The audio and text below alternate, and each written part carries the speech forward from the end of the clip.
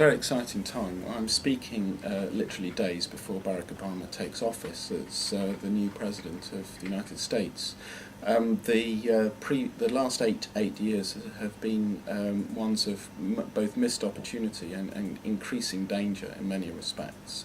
We've seen the invasion of Iraq based on misleading information around weapons of mass destruction, which itself is going to make it more difficult for the international community to act decisively in any future possible risky situations.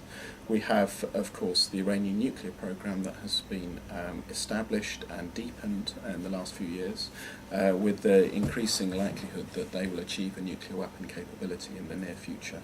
We've had the explosion of atomic weapons by North Korea, and the difficult relationship that really has lost a lot of time over years when the Bush administration could easily have established a much better relationship with them and closed down that nuclear program some time ago.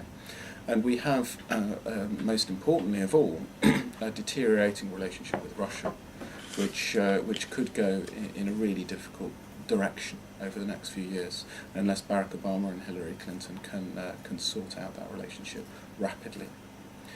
We do face a number of choices, not least the American intention to ratify the Comprehensive Test Ban Treaty, which really must go through the Congress soon, and the desperate need to re-establish fissile material cut-off negotiations in Geneva.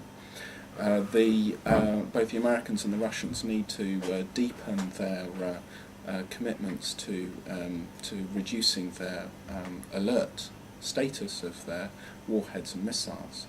There are a number of different ways in which confidence can be built that we are going in the right direction when it comes to nuclear disarmament. That's not to say there haven't been any achievements in the last few years, but we can really go in a much stronger, more clear direction in a positive way. What is it that's going to stop that? I think there's a whole different number of reasons, but what most crucially is fear and a particular approach to the problem that values a strong negotiating stance, position from strength.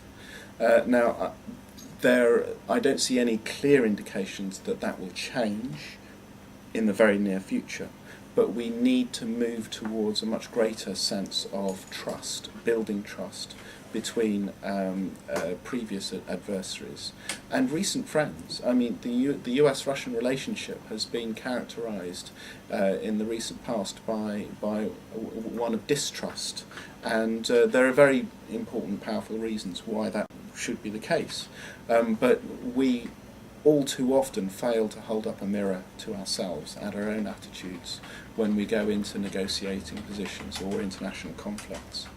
And I think we need to realise that it's much more it's much more complex, and we build the positive relationships by building trust and by letting down some of these barriers that have created the conflicts. I'm quite optimistic about many of the potentials for change because I see in many of the interactions that I'm having that officials are more open to different perspectives. They're understanding that the old solutions are not working and that they don't have silver magic bullets that can solve problems. And I think that that is a very important first step before we're going to see some of the changes that are going to be necessary.